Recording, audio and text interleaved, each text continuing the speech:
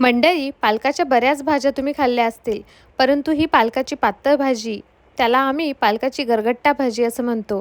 ही एकदा तुम्ही नक्की ट्राय करा. ही भाजी आपण भाकरी किंवा मस्त गरम-गरम भातासोबत खाऊ शकतो. अशी भाजी आहे, की मुलंसुद्धा भातासोबत आवडीने खातील.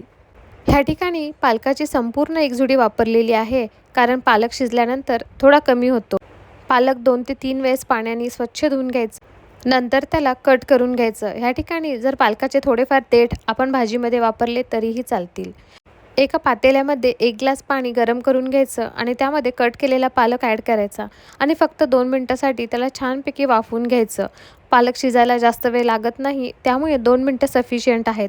सुरुवातीला आपल्याला पालक हा पातेल्यामध्ये खूप जास्त वाटतो, पण जसंच पाणी चांगलं गरम होतं आणि पालक शिजतो, पालकाची बरोबर क्वांटिटी कमी होते.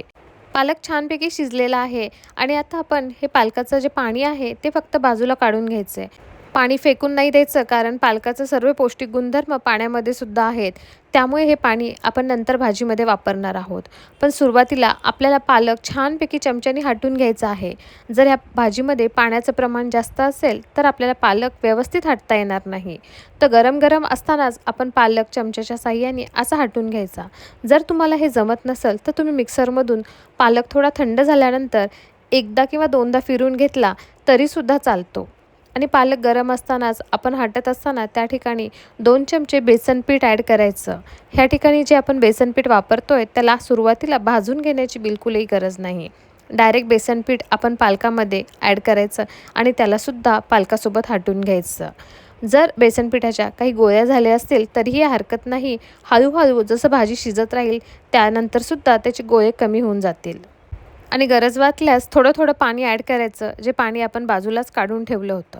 आणि हे जमत नसेल तर मिक्सरमधून पालक आणि बेसन पीठ एकदाच बारीक करून त्याची पेस्ट तयार करायची. आता कढईमध्ये मस्त मोठं 1 चमचा तेल ॲड करायचं. जिरे मोहरीची फोडणी करायची आणि त्यामध्ये लसूण आणि हिरव्या मिरचीची पेस्ट ॲड करायची. ह्या भाजीला लाल तिखटापेक्षासुद्धा लसूण आणि हिरव्या मिरचीच्या पेस्टचा वापर जास्त करायचा, कारण छान झणझणीतपणा येतो. आता ह्या ठिकाणी 2 चमचे चना डाळ आणि 2 चमचे शेंगदाणे हे मी आधीच पाण्यामध्ये एक अर्धा ते 1 तास सोक करत ठेवले होते. भाजी सकाळी बनवायची असेल तर तुम्ही रात्री सोक करायला ठेवा, कारण ह्या भाजीमध्ये आपल्याला एक थोडासा क्रंच पाहिजे, म्हणून आपण शेंगदाणे आणि चना डाळ ॲड करतो. स्किप केले तरीही चालतात. त्यामध्ये काही बेसिक मसाले जसेच अर्धा चमचा हळद, 1 चमचा लाल तिखट ॲड करायचं आणि 2 मोठे चमचे शेंगदाण्याचा ओबडधोबड असा कूट, म्हणजे ह्याला आपण दाण्याचा कूट म्हणतो, ते ॲड करायचं. त्यामुळे सुद्धा आपल्या भाजीला चव छान येते आणि एक क्रंच पण येतो. 2 मिनटं सर्व मसाले तेलामध्ये परतून घेतले.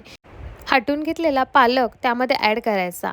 अशा प्रकारे हाताने हटल्यामुळे पालक जास्त असा पातळ होत नाही आणि तो खाताना छान लागतो. जमत नसेल तर मिक्सरला बारीक करायचा. फोडणीमध्ये त्याला छानपैकी मिक्स करून घ्यायचं आणि तुम्ही व्हिडिओमध्ये बघू शकता की खूप छान अशी आपली खमंग फोडणी बसलेली आहे. ही जरा हटके वेगळ्या पद्धतीची पालकाची गरगट्टा भाजी आहे. गरज वाटत असेल तर आपण त्या ठिकाणी पाणी ॲड करायचं. जे बाजूला काढून ठेवलं होतं तेच पाणी आपण ह्या ठिकाणी ॲड करायचं. चवीनुसार मीठ ॲड करायची आणि आता ही सर्व भाजी एक चांगली 4 ते 5 मिनटापर्यंत झाकून शिजून घ्यायची. पालक ऑलरेडी शिजलेला आहे. डाळ आणि चना डाळसुद्धा आपण सोक करत ठेवली होती, त्यामुळे ही भाजी शिजायला बिलकुलही वेळ लागत नाही. जशीच भाजी छानपैकी शिजून येते, त्याचा सुगंध, चांगला झणझणीतपणा, चमचमीतपणा सर्व घरभर दरवळतो. त्यामुळे एकदा भाकरीसोबत किंवा भातासोबत ही पालक गरगट्टा भाजी नक्की ट्राय करा. मला पूर्ण विश्वास आहे की मुलंसुद्धा आवडीने खातील. भाजी किती पातळ आणि घट्ट हे आपण आपल्या प्रमाणानुसार कमी जास्त करू शकतो. त्यानुसार पाण्याचं प्रमाण वापरायचं.